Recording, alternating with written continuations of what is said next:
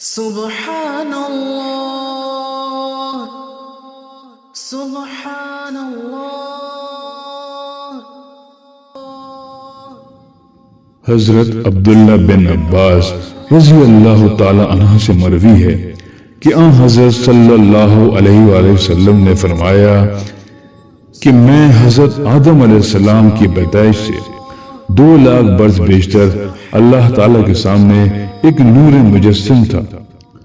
وہ نور اللہ تعالیٰ کی تسبیح کرتا تھا اور اس کے ساتھ تمام فرشتے تسبیح و تقدیس میں مشغول تھے۔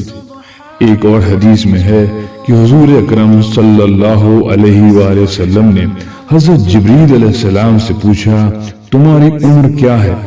حضرت جبریل علیہ السلام نے فرمایا یہ تو مجھے معلوم نہیں، لیکن 70,000 سال کے بعد ایک ستارہ طلوع ہوتا تھا اور میں نے وہ ستارہ 72,000 بار دیکھا ہے۔ حضور صلی اللہ علیہ وآلہ وسلم نے فرمایا وہ ستارہ میں ہی تھا۔ سبحان اللہ سبحان اللہ